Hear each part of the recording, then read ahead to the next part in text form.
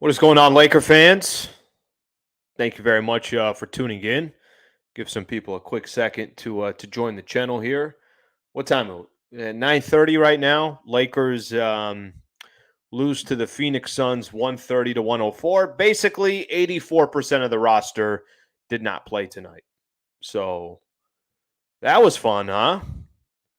Down, I think, 14 at the end of the first quarter, down 24 by halftime. Awesome.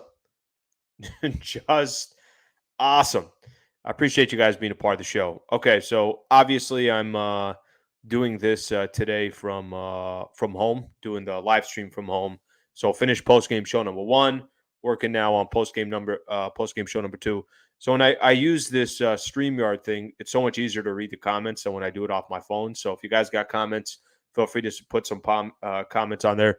First, actually, couple. I got to be honest, kind of explain how I felt about this game in a perfect nutshell. I'm not even mad. And then Pale Fox says, not mad, game ball to DS.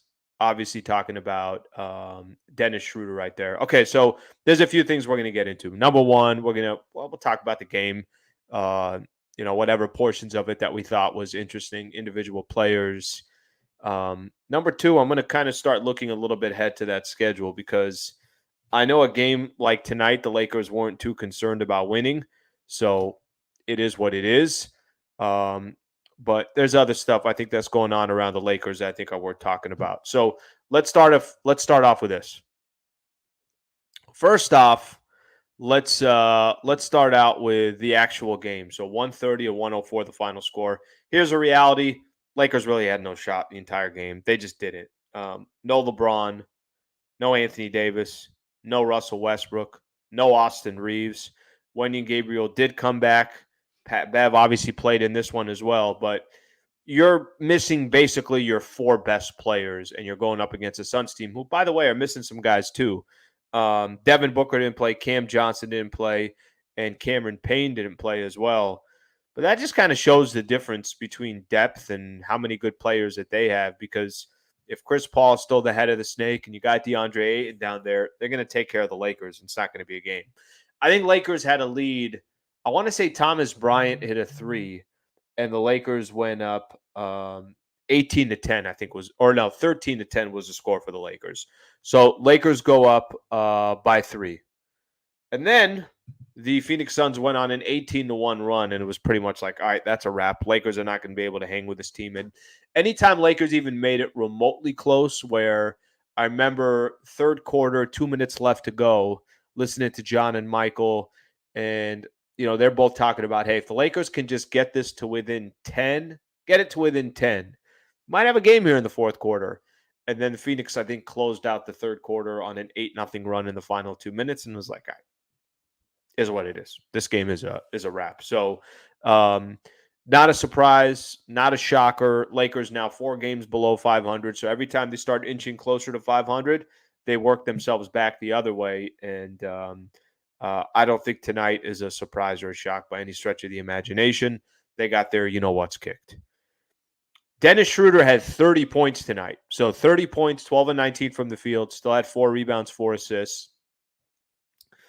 I don't know how you guys feel, but when I was doing the radio show for 710, I was talking a little bit about this, where I spent a little time talking about kind of Dennis Schroeder's journey with the Lakers, and then eventually coming back to the Lakers and talking about unfinished business. And we all know that he obviously felt a certain way about his value in the NBA in his final year when he was playing with the Lake Show. And then what eventually happened, right? We all know what happened. He did not end up signing a lucrative deal with the Lakers or any other team, and then stayed or goes on with the Boston Celtics. I want to say gets that mid-level exception, and that didn't turn into a big contract. So he's kind of taking his opportunity with the Lakers. These are the type of games where he can at least show some of his value, and he doesn't have to worry about, all right, I got to make sure that Russ is bringing the ball up the floor. I got to make sure that once I get past half court, the ball's got to go to LeBron or it's got to go to AD or whatever the case is. So this was one of those games for Schroeder where you basically had the absolute green light, do what you need to do. And I like that he got his 30 points, and it didn't take him 25 shots to get there. He was incredibly efficient from the field, being 12 and 19 from the field. So that's a bright spot. It's a bright spot. I think Dennis Schroeder was a bright spot, and I think, and Laker fans, especially all Laker fans that listen to me on this channel, um, I've spent a lot of time preseason talking about Kendrick Nunn. I really thought Kendrick Nunn was going to have an impact or be one of the, first few players to come off the bench for the Lakers. Clearly, that has not been the case. Clearly, that's been incredibly frustrating watching Kendrick Nunn this year. But maybe a game like this, 6 to 12 from the field, hit a couple of threes, maybe that helps grow his confidence a little bit. I'm less optimistic that that's going to happen, but he had 17 points. At least for a night, he could feel good about himself. And then, where it goes from here, we'll just have to wait and see.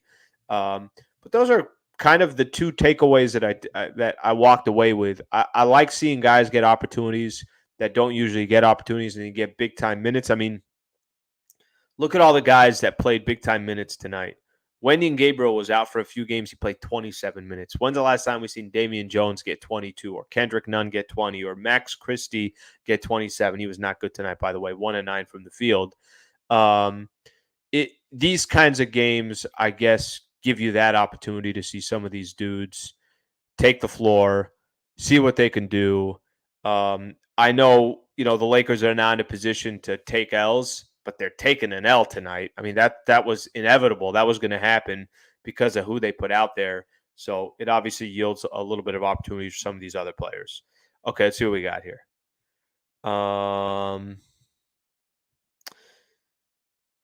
Hopefully this game gets Schroeder shooting much better overall.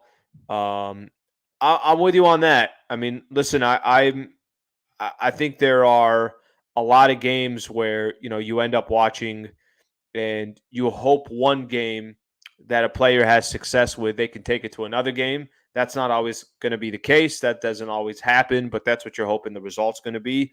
So I'm with you on that. Let's see who said that. Christopher Silva. I'm with you on that perspective. We'll see what happens. Okay, let's see what else we got here. Got people mad at the front office. Playoff hopes are over. Somebody else looking to trade AD. I'm not even talking about these guys. What about CP3 padding his stats playing late in the fourth? Yeah, to be honest with you, I don't know. I don't really care about that stuff. I really don't pay too much attention to that stuff, to be honest with you. If CP3 wants to go out there and pad his stats, cool. And if the Lakers don't like it, then go stop them. I always think that stuff's kind of funny to me. I mean, me personally, would I be doing that if I was in an NBA game? Probably not. I don't think there's any need to. But if somebody else is doing it and I don't like it, I should just go play defense against that guy. I should just go to try to stop that guy. So here's another thing that I think is interesting. I think I'm going to take this one from. We kind of seen a little bit of this in the NBA these last couple of weeks, and specifically around the Phoenix Suns when, who was it? Zion that did the 360 windmill, whatever he did. By the way, unbelievable, beautiful dunk, and he did that against the Phoenix Suns, and the Suns were pissed off, and a lot of people were upset. I don't know.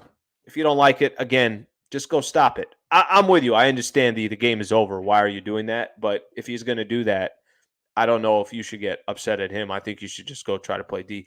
Who was it? I'll tell you, it was Patrick Beverley today that did the too small on CP3 when they're down 20 plus. That's just kind of comical to me because the Lakers are down by so much. So that was a little interesting to see a Laker kind of run his mouth when the Lakers were down so much. All right, let's see what we got here. Why are we resting LeBron and Russ? So, Laker fans, let me kind of explain a little bit here. I think the Lakers probably thought there's a good chance. Well, first off, let's this. It's a back-to-back night for LeBron James, and I wouldn't be too surprised or too shocked that Bron isn't playing in one of the back-to-back games. I really wouldn't. We just saw this when the Lakers were on their road trip. How off am I with the dates right now? Yeah, 2 weeks ago, Lakers were had their road trip, right? And Bron played in Cleveland. That's when AD left the game early because of the flu. He had the flu and he didn't play the next game. Bron didn't play the game in Toronto, and I think it was because it was a back to back. So when you ask why didn't Bron play this one tonight, because he's about to turn 38 years old. He's playing big time minutes. Lakers won a game last night against the Wizards, 119, 117. I think it has a lot to do with that. Now, would I be shocked if he doesn't play Wednesday? Absolutely, I would be, because Braun has actually been the one that's trying to suit up every single night. But they're also strategic with him that if there's a back to back night and it's not going to help his body and his body needs a little bit more recovery, I completely understand it. And then if you're taking Braun out of the lineup, you're not winning with Reeves. Definitely had an ankle injury yesterday, and I'm sure they thought for Russ, I might as well give him a night of rest too, and try to go see if they can go get a win up in Sacramento. That's the best way that I can describe it, or I could look at it. Okay, let's see what else we got here.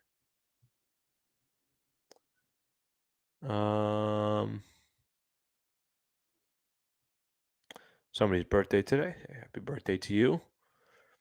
Hisco Alvarez, if I said that right.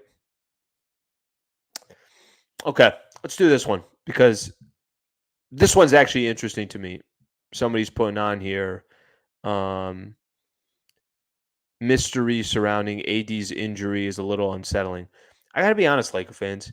I'm not actually really sure. If you're just tuning in right now, by the way, appreciate it. 130 to 104, Suns over the Lakers. If you've never been on the channel before, you're on the channel all the time. I greatly appreciate if you guys don't mind subscribing to the channel. It means a lot to me. I want to continue to try to get those that subscriber base up as high as I possibly can. So I got to be honest, and I've been checking like crazy. We get this status report that comes from the Lakers. And when it comes, it basically just kind of gives you an idea for the most part who's most likely going to play, who's not going to play, injuries that are out there. And this AD stuff, it has no question about it thrown me off because I thought, his injury happened on Friday against the Denver Nuggets. I thought Saturday we were going to have a good idea of, Russ and the extent of his injury.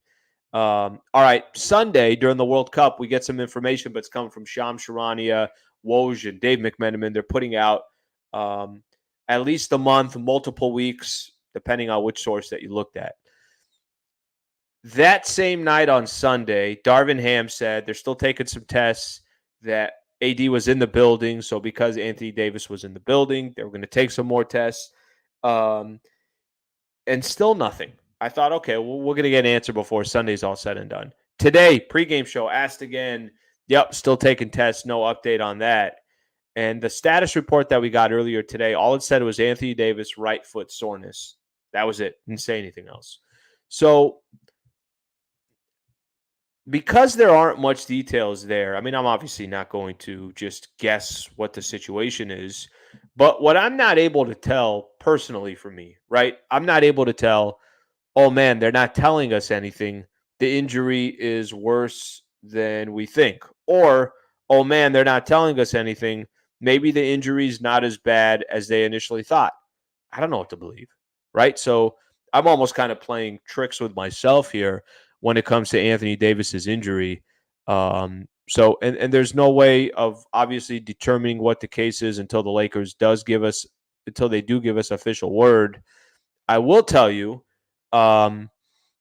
he was there again today. So he was there yesterday and he was there again today.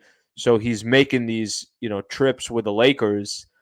I would imagine that could be a good thing. I look at it as maybe it is a good thing, but again, I would just be completely guessing, and I don't want to play that that guess game there. Somebody saluted me. I salute right back to you, my brother. Lakers act like they got games to blow. No, they don't. I'm with you on that, but Bron ain't playing in these back-to-backs. So that's just I think that's just the reality. And if Bron and Anthony Davis aren't playing in an NBA game and you're playing the Suns, the chances of you actually winning that game is very, very, very low. Infinite. on YouTube. Slee, in your honest opinion, what should the Lakers do? I said this morning. I was doing the show with Travis. I think the Lakers, first off, you got to see the extent of AD's injury. That's number one. Once you have an idea what the extent of his injury is, um, I think no matter what you find out about Anthony Davis, if there are ways to improve your roster and you don't feel like you're getting fleeced or you don't think a team is trying to take complete advantage of you, which I don't know if there's a scenario in the NBA where a team's not trying to take advantage of the Lakers. Um, I think it's okay to make a move. I think you don't have to go for that home run swing that you were hoping for when all that was going down before the season started and everything else. But Patrick Beverly, Kendrick Nunn, and whatever else for a player that you think can help you for the remainder of this year, and you think it's somebody that's going to be a good fit on your squad also for next year because their contract, obviously leaks into next season as well. I think that's okay to go make a move. I mean, you could still make a move that you feel like is going to help your roster. And maybe that move is also helping you kind of keep your head above water until Anthony Davis comes back. Or maybe it has nothing to do with this season. Maybe it's just, hey, we like this guy. We think he's a good fit with Bron and Anthony Davis whenever everybody's healthy, and you're not giving up a ton of draft capital to do it. Then it's all right to, obviously look to make a move that you think makes sense from that perspective. So I'm not sure what they'll end up doing. I'm not sure how much this AD stuff changes things, but um, I'm a fan. I think they need a wing. If there's one thing that I think they need a wing personally, and preferably somebody that can shoot the rock as well. Now, if they want to go home run swinging, that's a completely different conversation, and that I'm a little bit more hesitant on because that I think requires more of, well, what does AD look like from here? I have to read a couple more of these comments, and then we're gonna get the hell out of here. Um, James Smith, Lakers should trade for DeMar and Vucevic. Be helpful on a night like tonight. Look, those two players are. There was first a report I think that I saw that the Bulls have no interest in trading those guys, and there's a good chance they wouldn't trade them to the Lakers. And then you're asking for what would the draft compensation be? I think Vucevic, his contract is done by the end of this year. DeMar, you still have for a little bit longer. I just don't know if Lakers are going to make a big move like that. I don't even think the Lakers are going to do a Buddy Hield and Miles Turner move. I feel like they're not going to make some type of a blockbuster move like that. Maybe part of it is because Russ has been playing better. Maybe because they feel like he's got to roll off the bench, or maybe it's just they don't want to give up draft capital when they're 4 or 5 games below 500 and they don't know if they can rely on this team to make a legit run at a playoff run in the Western Conference. I don't have that answer for you, but it does kind of seem that the days of thinking that the Lakers were going to go out and make a big move, I'm not sure if that's going to be the case for the Lakers. That's why this AD thing really, really did add such a wrinkle that I don't think anybody was paying attention to before. All this AD injury stuff is getting really old to me. Don't you think so too, Alan? Well, no, I don't, because it's basically the Lakers for the last 3 years, right? The last 2 years, AD played less than 50% of the games, and the Lakers really have no shot at doing anything. So it's not old because it's not like we're complaining about a player's performance. We're more talking about a player's availability. And the fact that we just ran into a situation right now where Anthony Davis is back in the same situation where he could be out for an extended period of time, it makes you think of the last couple of seasons. So it's not old because maybe I'm not understanding the question. Maybe you're frustrated that it's the AD conversation again and that he is, obviously out again. But um, it's obviously a really, really important topic because it's kind of the Lakers season. Everything is predicated on if he's healthy or not. 10-day contracts. Let's go. Let's see what else we got here. Season is a wrap, Al. Don't tell me that. I still got, we got a lot of games left on the calendar. I don't want to hear season's a wrap. I will tell you tonight, that was not fun basketball. I mean, watching that and obviously knowing that the Lakers had no shot, that's always frustrating. All right, one more comment here.